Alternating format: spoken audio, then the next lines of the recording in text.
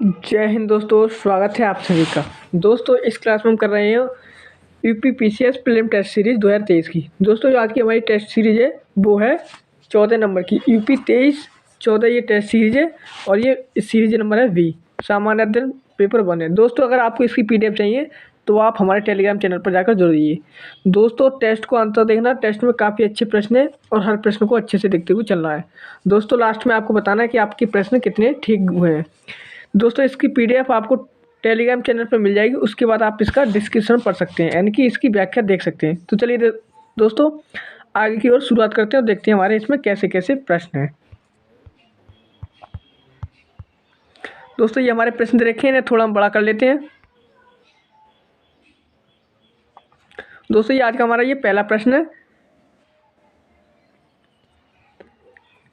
प्रश्न है दोस्तों हमारा कि निम्नलिखित में से किस अधिनियम के अनुसार एक उम्मीदवार अधिकतम 2 निर्वाचन क्षेत्रों से लड़ सकता है। दोस्तों वो कौन सा अधिनियम है जिसके बाद वह एक उम्मीदवार 2 निर्वाचन क्षेत्रों से लड़ सकता है। तो दोस्तों याद रखना वो अधिनियम है 1951 का। कौन सा अधिनियम है? 1951 का अधिनियम है। ऑप्शन बी जन प्रतिनिधित्व अधिनियम 1951 के तहत कोई भी उम्मीदवार 2 निर्वाचन क्षेत्रों से लड़ सकता है। दोस्तों ये इसका राइट आंसर हो जाएगा। दोस्तों अगले प्रश्न को बढ़ते हैं। अगला प्रश्न क्या हमारा? दोस्तों ये अगला प्रश्न हमारा काफ़ी अच्छा प्रश्न है। दोस्तों प्रश्न है Bharat Prabha India alongs its source पहल शुरू की गई है। दोस्तों एक पहल है, पहल का नाम क्या है? Bharat Prabha India alongs its source. ये एक पहल है।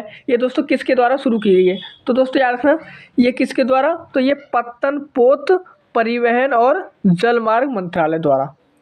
किसके द्वारा? पत्तन पोत परिवहन और जलमार्ग मंत्रालय द्वारा शुरू की गई एक पहल है। दोस्तों याद रहेगा। दोस्तों अगले प्रश्न की ओर बढ़ते हैं। अगला प्रश्न क्या हमारा? अगला प्रश्न है दोस्तों निम्नलिखित में से किन्हें भारत का नया औषधि महानियंत्रक नियुक्त किया गया है? औषधि महानियंत्रक नियुक्त किया गया है। तो दोस्तों याद रखना ये राजीव रघुवंशी को नियुक्त किया गया है। किसे नियुक्त किया गया है? राजीव रघुवंशी को।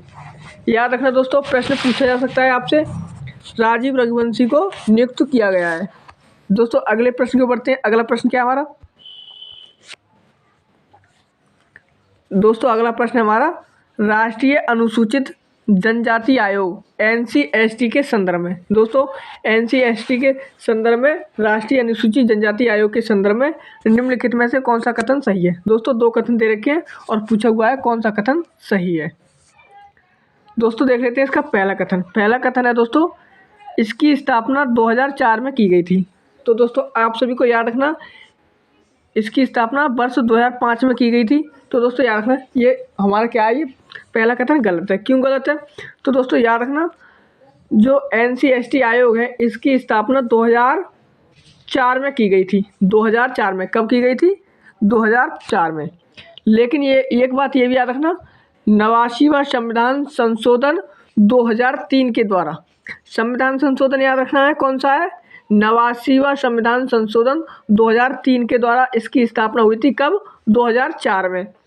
उसके द्वारा संविधान के अनुच्छेद 338 ए के प्रावधान राष्ट्रीय अनुसूचित जनजाति आयोग से संबंधित है। यानी कि 338 ए में 338 में संशोधित करके 338 ए जोड़ा गया था। कौन सा संविधान संशोधन है? 89वां संविधान संशोधन 2003। तो दोस्तों ये दूसरा वाला सही है लेकिन पहला गलत है। दूसरा सही है, पहला गलत है। तो आंसर क्या होगा?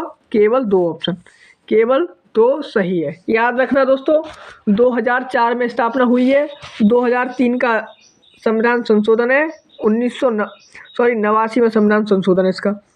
अगले प्रश्न को बढ़ते हैं दोस्तों। अगला प्रश्न है 5वां प्रश्न हमारा निम्नलिखित में से कौन सी रिपोर्ट गैर सरकारी संगठन एनजीओ प्रथम द्वारा जारी की जाती है? दोस्तों याद रखना एनजीओ प्रथम द्वारा कौन सी रिपोर्ट जारी की जाती है? तो दोस्तों वो की जाती है शिक्षा की वार्षिक स्थिति रिपोर्ट। एसर रिपोर्ट नाम है इसका, एसर शिक्षा की वार्षिक स्थिति रिपोर्ट एनजीओ प्रथम द्वारा जारी की जाती है शिक्षा की वार्षिक स्थिति रिपोर्ट। दोस्तों यह रिपोर्ट 17वें नंबर की है। कौन से नंबर की है? 17वें नंबर की है। 17वीं रिपोर्ट है 2022 की। 2022 की ये 17वीं रिपोर्ट है, 17वें नंबर की रिपोर्ट है 2022 की शिक्षा की वार्षिक स्थिति रिपोर्ट। अगला प्रश्न है दोस्तों, मल्टी सुपर स्पेशलिटी मिलिट्री अस्पताल किस शहर में बनाया जाएगा। दोस्तों आप इसका आंसर बताइए जल्दी से कि मल्टी सुपर स्पेशलिटी मिलिट्री अस्पताल किस शहर में बनाया जाएगा। तो दोस्तों याद रखना, यह मेरठ और लखनऊ में बनाया जा रहा है, मेरठ और लखनऊ में बनाया जा रहा है। तो दोस्तों इसका आंसर क्या हो जाएगा, ऑप्शन डी, ए और बी दोनों, ए और बी दोनों इसके राइट आंसर हो जाएंगे। दोस्तों अगले प्रश्न की ओर बढ़ते हैं। अगला प्रश्न क्या हमारा दोस्तों, अगला प्रश्न हमारा, निम्नलिखित में से किस मंत्रालय ने शिकायत अपील समिति GAC पोर्टल लॉन्च किया है। दोस्तों याद रखना, मंत्रालय GAC पोर्टल, दोस्तों GAC पोर्टल है और कौन से मंत्रालय ने लॉन्च किया है, शिकायत अपील समिति या फिर GAC पोर्टल लॉन्च किया है। तो दोस्तों याद रखना, यह पोर्टल इलेक्ट्रॉनिक्स और सूचना प्रौद्योगिकी मंत्रालय, इलेक्ट्रॉनिक्स और सूचना प्रौद्योगिकी मंत्रालय ने लॉन्च किया है। ऑप्शन सी राइट आंसर हो जाएगा इसका, देख लेने के बाद। दोस्तों अगला प्रश्न है, ई गवर्नमेंट ई मार्केट प्लस या फिर GEM शुरू किया गया था।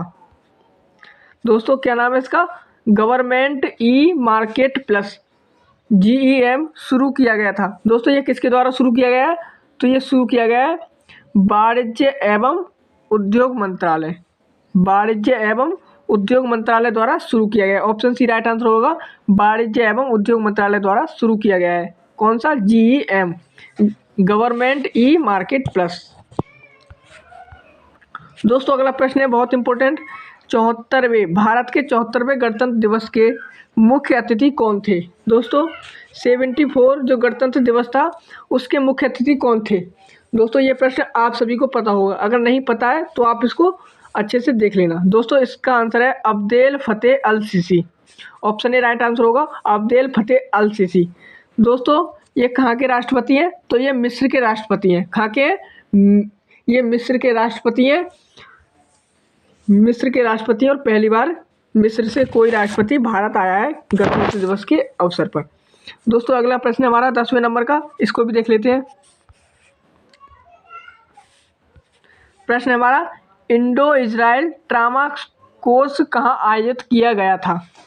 इंडो इजराइल ट्रामा कोर्स कहाँ आयोजित किया गया था। तो दोस्तों याद रखना, इंडो इजराइल और जो इंडो इजराइल ट्रामा कोर्स कहाँ आयोजित किया गया था, तो दोस्तों यह बनारस हिंदू विश्वविद्यालय ट्रामा सेंटर वाराणसी, बनारस हिंदू विश्वविद्यालय ट्रामा सेंटर वाराणसी में आयोजित किया गया था। याद रखना वाराणसी में आयोजित किया गया है ये। दोस्तों हमारा अगला प्रश्न है, आर्य महिला समाज की स्थापना की गई थी। दोस्तों याद रखना, आर्य महिला समाज की स्थापना कब की गई थी, तो दोस्तों किसने की थी, ये की थी पंडिता रमाबाई सरस्वती द्वारा, पंडिता रमाबाई सरस्वती द्वारा इसकी स्थापना की गई थी। ऑप्शन सी राइट आंसर हो जाएगा। दोस्तों अगला प्रश्न है हमारा, क्रोनी कैपिटलिज्म इंडेक्स प्रकाशित किया गया था, क्रोनी कैपिटलिज्म इंडेक्स प्रकाशित की गई थी। दोस्तों ये क्रोनी कैपिटलिज्म इंडेक्स है, ये किसके द्वारा प्रकाशित की गई थी, तो दोस्तों ये किसके द्वारा प्रकाशित की गई है, द इकोनॉमिस्ट द्वारा। ऑप्शन ए राइट आंसर होगा, द इकोनॉमिस्ट द्वारा। याद रहेगा, इकोनॉमिस्ट द्वारा जारी की गई थी कौन सी, कैपिटलिज्म इंडेक्स। दोस्तों अगला प्रश्न हमारा 13वें नंबर का, आइए, सुजाक एक प्रकार का है, सुजाक है एक प्रकार का। दोस्तों आपको सुजाक के बारे में याद रखना है, सुजाक क्या है, दोस्तों ये एक प्रकार का रोग है, सुजाक एक प्रकार का रोग है। अब दोस्तों आपको इसके बारे में अगर पूछ लिया जाए घुमाकर प्रश्न कि सुजाक किस प्रकार का रोग है, तो दोस्तों यह एक यौन संचारित रोग है। कैसा रोग है, यौन संचारित रोग है। दोस्तों इसके जीवाणु के बारे में बता देता हूँ आपको, तो इसका जीवाणु है निसेरिया गोनोरिया नामक जीवाणु से होता है, निसेरिया गोनोरिया नामक जीवाणु से ये होता है। याद रखना, जीवाणु को नोट कर लेना, निसेरिया गोनोरिया नामक जीवाणु यौन संचारित रोग है। ये दो बातें इसके बारे में आप लिखनी है, नोट कर लेना, यहाँ पर नहीं लिखी नहीं है मैंने, पर आप इसको नोट कर लेना। दोस्तों अगला प्रश्न हमारा, उत्तर प्रदेश ने निम्नलिखित में से किस राज्य के साथ विद्युत बैंकिंग के लिए समझौता किया है? दोस्तों याद रखना, प्रश्न काफ़ी अच्छा है। उत्तर प्रदेश ने किस राज्य के साथ विद्युत बैंकिंग के लिए समझौता किया है? तो दोस्तों किस राज्यों के साथ किया है? तो दोस्तों एक तो किया है हमारा जम्मू कश्मीर के साथ, जम्मू कश्मीर के साथ किया है, और किया है तमिलनाडु के साथ। जम्मू कश्मीर और तमिलनाडु के साथ इन्होंने विद्युत बैंकिंग के लिए समझौते किए हैं। तो दोस्तों इसका क्या आंसर हो जाएगा? आंसर हो जाएगा ऑप्शन डी, ए और बी दोनों। ए और बी दोनों इसके राइट आंसर हो जाएंगे। दोस्तों अगला प्रश्न हमारा, निम्नलिखित में से किस राज्य में विश्व का पहला 200 मीटर लंबा बैम्बू क्रैश बैरियर, क्या नाम है, बैम्बू क्रैश बैरियर या फिर बाहुबली स्थापित किया गया है? नाम याद रखना, बैम्बू क्रैश बैरियर और या फिर बाहुबली स्थापित किया गया है। तो दोस्तों ये कहाँ स्थापित किया गया है आपको बताना है। तो दोस्तों याद रखना, ये स्थापित किया गया है महाराष्ट्र में।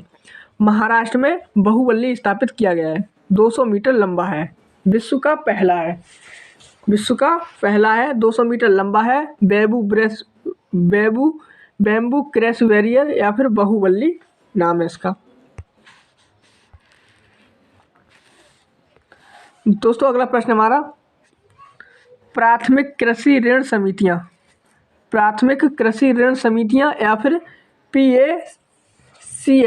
पीएसीएस के संबंध में निम्नलिखित कथनों पर विचार कीजिए। हमें ये 4 कथन दे रखे हैं, बताने इसमें से कौन से कथन सही है या कौन से गलत है। दोस्तों पहला है, इसका नेतृत्व राज्य सहकारी बैंक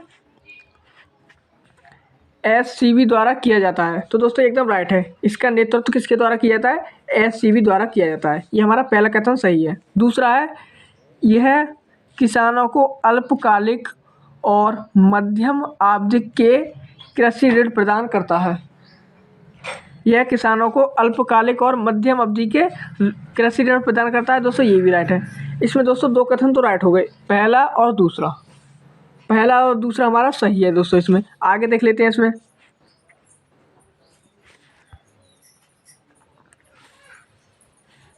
दोस्तों आगे दे रखा है तीसरा कथन, पहले प्राथमिक कृषि ऋण समिति का निर्माण वर्ष 1997 में किया गया था। तो दोस्तों ये वाला हमारा गलत है, ये कथन गलत है। क्यों गलत है? तो दोस्तों याद रखना, जो पहला प्राथमिक कृषि समिति है, पहले प्राथमिक कृषि ऋण समिति का जो निर्माण है वो 1904 में किया गया था। कब किया गया था? 1904 में, याद रहेगा 1904 में किया गया था। तो दोस्तों इसलिए ये वाला गलत हो जाएगा। 1904 में किया गया था, इसको नोट करना पॉइंट को। 1904 में पहले प्राथमिक कृषि ऋण समिति का निर्माण किया गया था, 1904 में। दोस्तों दूसरा है इसमें, चौथा जो कथन है, पूर्वोत्तर क्षेत्रों में इसका कवरेज सबसे अधिक है। तो दोस्तों ये वाला भी गलत है। अब आप कहेंगे क्यों गलत है? तो दोस्तों ये इसलिए गलत है क्योंकि पूर्वोत्तर राज्यों में यह सबसे कम है, सबसे अधिक नहीं, सबसे कम है। कैसा है? सबसे कम है। पूर्वोत्तर राज्यों में ये सबसे कम है। दोस्तों हमारे तीसरे और चौथे कथन तो ये गलत हो गए, लेकिन पहला दूसरा सही है। जब पहला दूसरा सही है तो आंसर क्या होगा? ऑप्शन ए राइट आंसर हो जाएगा। 1 तथा 2 राइट आंसर हो जाएंगे। तीसरा चौथा गलत हो गया और 1 और 2 सही है। दोस्तों अगला प्रश्न हमारा,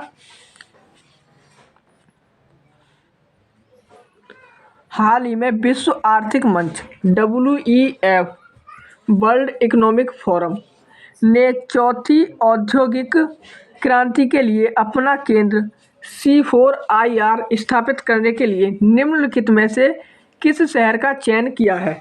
तो दोस्तों वर्ल्ड इकोनॉमिक्स फोरम ने चौथी औद्योगिक क्रांति के लिए C4IR स्थापित करने के लिए कौन सा शहर चयन किया है? तो दोस्तों याद रखना, वो शहर है हैदराबाद। तेलंगाना की राजधानी हैदराबाद को इन्होंने चयन किया है। याद रखना दोस्तों, प्रश्न काफ़ी इंपॉर्टेंट है।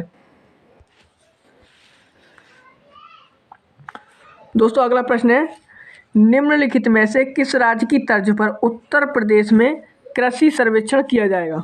दोस्तों किस राज्य की तर्ज पर उत्तर प्रदेश में कृषि सर्वेक्षण किया जाएगा? तो दोस्तों आपको बताना है किस राज्य की तर्ज पर किया जाएगा। तो दोस्तों इसका आंसर है कर्नाटक। कर्नाटक की तर्ज पर उत्तर प्रदेश में कृषि सर्वेक्षण अब किया जाएगा। किसकी तर्ज पर? कर्नाटक राज्य की तर्ज पर। अगला प्रश्न है हमारा, नेक्स्ट प्रश्न,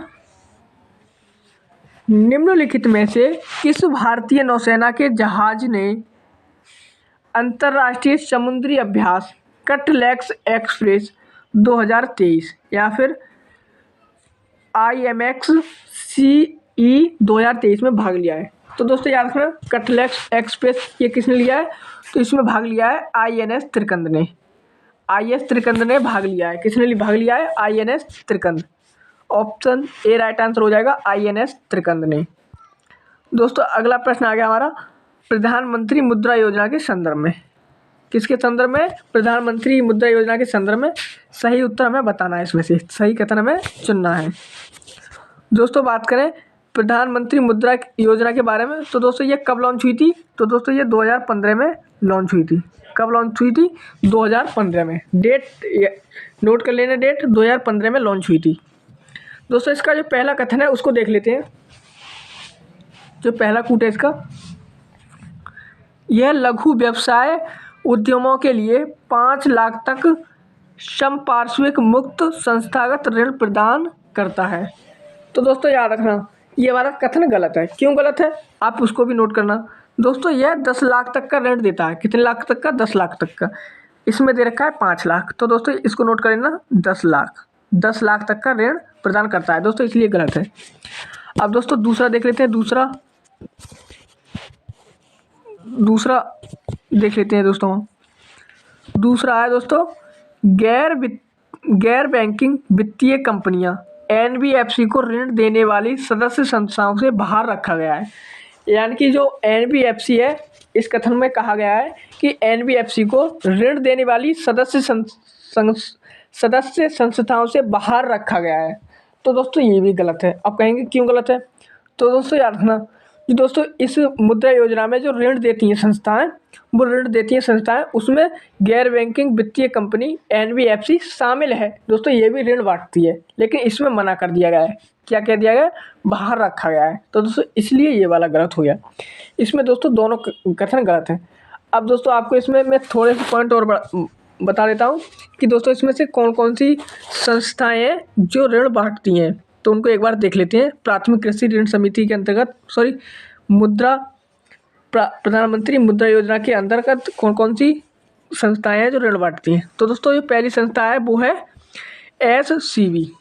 क्या नाम है दोस्तों इसका? पहले दोस्तों इसका आंसर देख लेते हैं। इसका आंसर हो जाएगा ऑप्शन डी, ना तो 1 और ना ही 2। अब दोस्तों ऋण वाली संस्था देख लेते हैं। इसमें दोस्तों जो पहली संस्था है वो है SCB।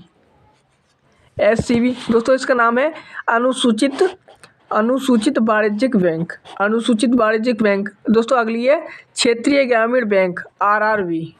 क्षेत्रीय ग्रामीण बैंक RRB। और दोस्तों तीसरी है गैर बैंकिंग वित्तीय कंपनियां, जो दोस्तों ऑप्शन में दे रखी हैं। गैर बैंकिंग वित्तीय कंपनियां NBFC, ये ऑप्शन में दे रखी है दोस्तों। अगली है सूक्ष्म वित्त संस्थाएं MFI। सूक्ष्म वित्त संस्थाएं दोस्तों ये ऋण बांटती हैं इसके अंतर्गत। याद रखना, अगर इसके अलावा अगर ऑप्शन में इन चारों में से कोई आ जाए तो ऑप्शन हमारा सही हो जाएगा। दोस्तों अगला प्रश्न हमारा विश्व स्वास्थ्य संगठन WHO द्वारा शुरू की गई व्यापक योजना रिप्लेस संबंधित है। दोस्तों रिप्लेस योजना किससे संबंधित है? तो रिप्लेस योजना ये संबंधित है ट्रांस फैटी एसिड से।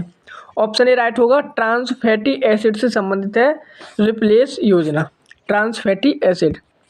दोस्तों अगला प्रश्न है अपशिष्ट से कोयला निर्मित करने वाले भारत के पहले संयंत्र कहाँ निर्माणित किया जा रहा है? भारत का पहला संयंत्र कहाँ निर्माण किया जा रहा है? तो दोस्तों याद रखना, ये वाराणसी में निर्माण किया जा रहा है। इसका वाराणसी में बन रहा है। कौन सा?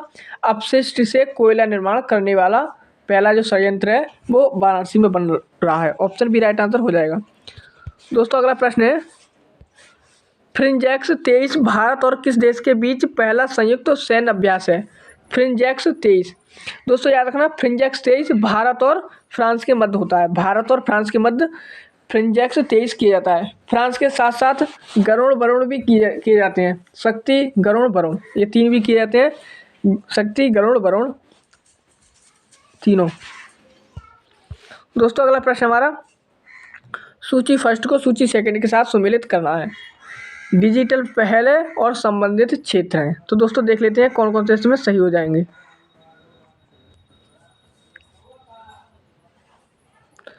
दोस्तों पहला है वो है भाषणी।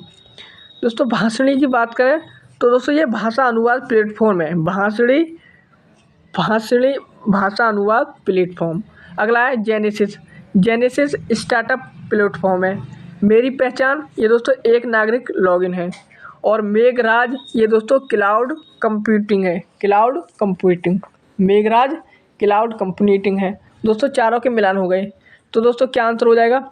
2 3 4 1। 2 3 4 1 ऑप्शन बी में दे रखा है, तो ऑप्शन बी राइट आंसर हो जाएगा। अगला प्रश्न है दोस्तों भारत ओएस के द्वारा विकसित एक स्वदेशी मोबाइल ऑपरेटिंग सिस्टम जिसको कहते हैं ओएस। दोस्तों ये किसके द्वारा विकसित किया गया है? तो दोस्तों ओएस ये किया गया आईआईटी मद्रास के द्वारा विकसित। ऑप्शन डी राइट आंसर हो गया आईआईटी मद्रास। दोस्तों अगला प्रश्न है निम्नलिखित में से कौन देश में अधिकतम बिजली उपभोक्ता वाला राज्य बन गया है? दोस्तों अधिकतम बिजली उपभोक्ता वाला राज्य, तो दोस्तों वो बन गया है यूपी। उत्तर प्रदेश अधिकतम बिजली उपभोक्ता वाला राज्य बन चुका है। दोस्तों अगले प्रश्न की ओर बढ़ते हैं। अगला प्रश्न हमारा अट्टुकल पोंगल उत्सव किस राज्य में मनाया जाता है? तो अट्टुकल पोंगल ये केरल का है। याद रहेगा।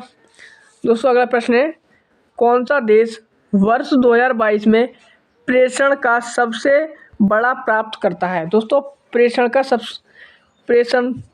का सबसे बड़ा प्राप्त करता है 2022 में, तो दोस्तों वो है हमारा अपना भारत 2022 में सबसे बड़ा प्राप्त करता 2022 का। दोस्तों अगला प्रश्न है निम्नलिखित में से किसने Doppler weather radar DWR system का उद्घाटन किया है? तो दोस्तों इस सिस्टम का उद्घाटन किसने किया है? तो यह किया है पृथ्वी विज्ञान मंत्रालय ने।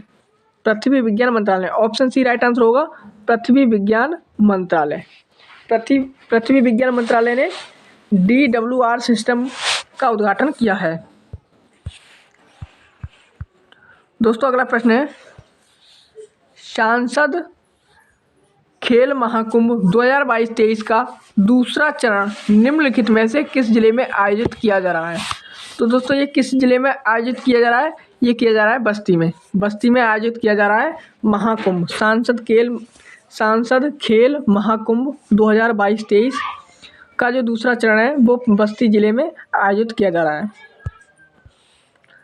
दोस्तों अगला प्रश्न हमारा क्वाड लीडर्स समिट 2023 की मेजबानी किस देश द्वारा की जाएगी?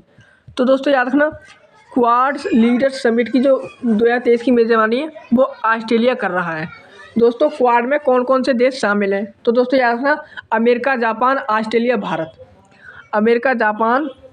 ऑस्ट्रेलिया, भारत ये दोस्तों इसमें शामिल है। 4 देश शामिल हैं जिसकी मेजबानी इस बार ऑस्ट्रेलिया कर रहा है।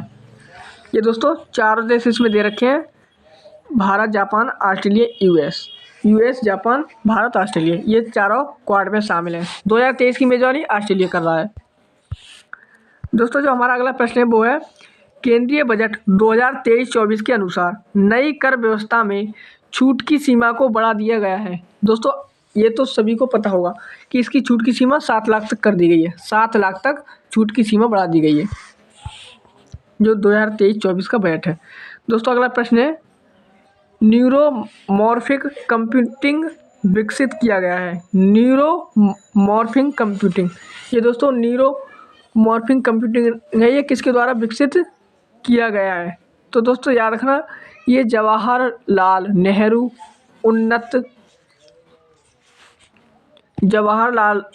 उन्नत वैज्ञानिक शोध केंद्र द्वारा विकसित किया गया।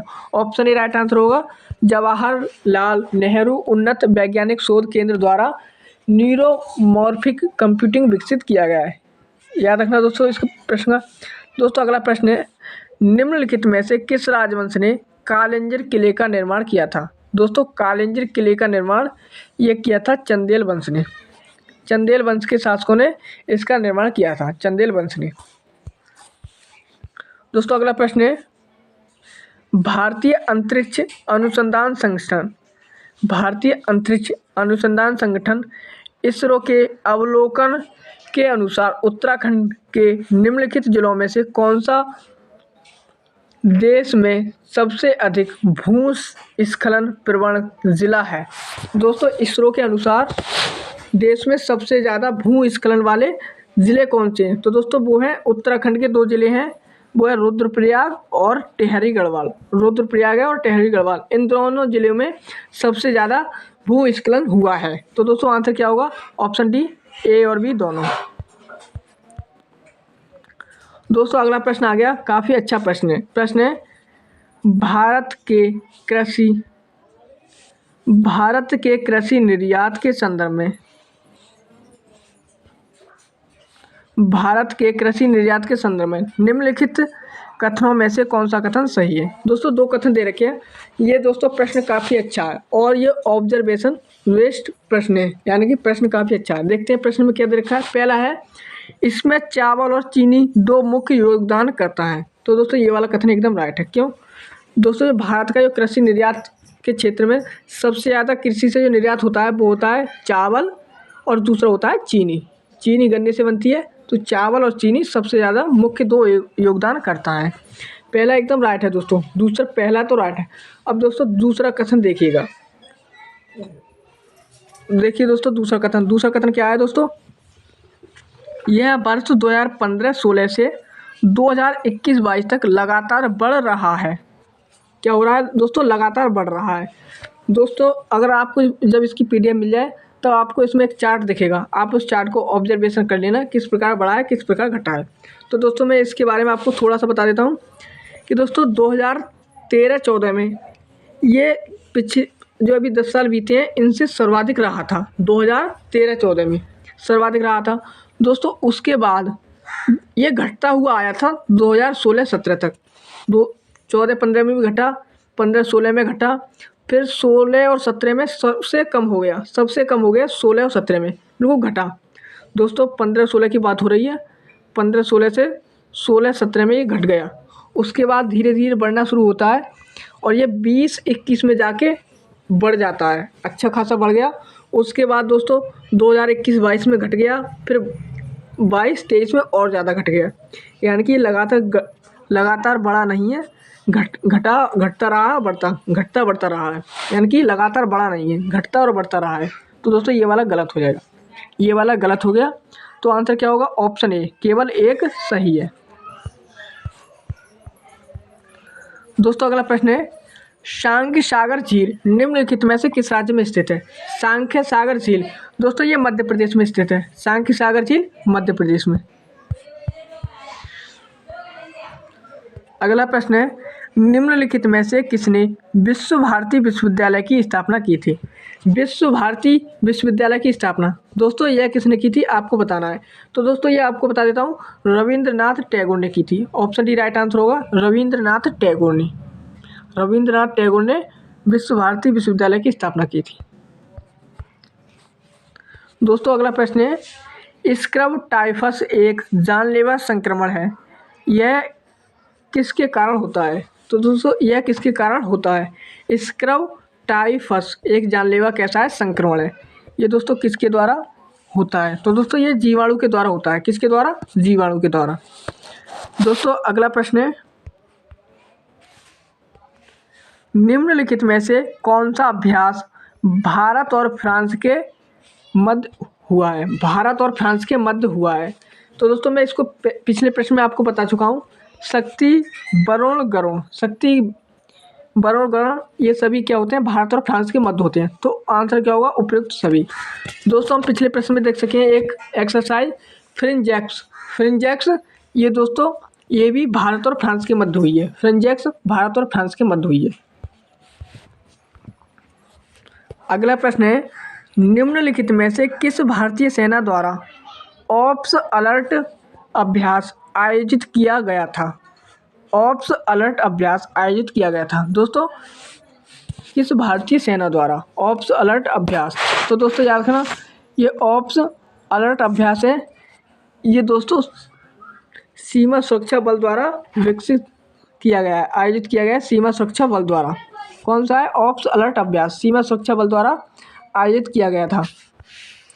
दोस्तों अगला प्रश्न है, काफ़ी इंपॉर्टेंट प्रश्न है, क्योंकि दोस्तों इसमें हाथी रिजर्व दे रखे हैं, चार रिजर्व दे रखे हैं और पूछा हुआ है इनमें से कौन सही सुमेलित नहीं है, गलत वाला हमें बताना है। दोस्तों चारों को एक एक करके देखते हैं और ये चारों को देख लेते हैं कौन से राज्य में है। पहला है बादल खोल तमोर पिंगला, बादल खोल तमोर पिंगला, ये छत्तीसगढ़ में है। दूसरा है सिंहभूम, ये झारखंड में है। तीसरा है सिंगफन, ये नागालैंड में, सिंगफन नागालैंड में। दोस्तों जो ऑप्शन डी है वो है उसमें मयूर झरना, मयूर झरना दोस्तों ये ओडिशा में नहीं है। तो आप पूछेंगे कहाँ है? ये दोस्तों पश्चिम बंगाल में है। कहाँ स्थित है? दोस्तों पश्चिम बंगाल में। ऑप्शन डी हमारा गलत है, ऑप्शन डी इसमें गलत है, ऑप्शन डी गलत आंसर पूछा हुआ था। तो आंसर क्या हो जाएगा? ऑप्शन डी राइट आंसर हो जाएगा, गलत कथन पूछा हुआ है। कहाँ स्थित है दोस्तों? ये स्थित है पश्चिम बंगाल में, वेस्ट बंगाल में स्थित है मयूर झरना, वेस्ट बंगाल। अगला प्रश्न है, चीन सीमा के पास लद्दाख में एक स्वतंत्र फील्ड यूनिट का कार्यभार संभालने वाली पहली महिला अधिकारी कौन है? दोस्तों पहली महिला अधिकारी कौन है? चीन सीमा के पास लद्दाख में स्वतंत्र फील्ड यूनिट का कार्यभार संभालने वाली पहली महिला कौन है? तो पहली महिला अधिकारी कौन है? वो है दोस्तों Geeta Rana. Option D right answer होगा, गीता राणा।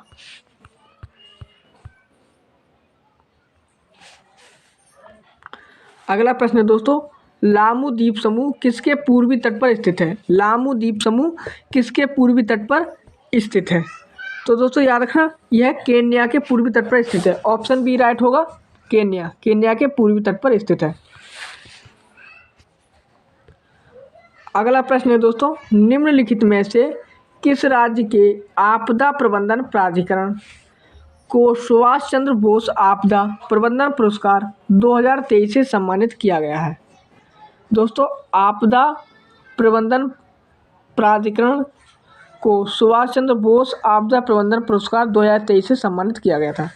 दोस्तों 2022 में तो ये गुजरात को मिला था। 2022 में किसे मिला था? गुजरात को। लेकिन बात कर रहे हैं 2023 की।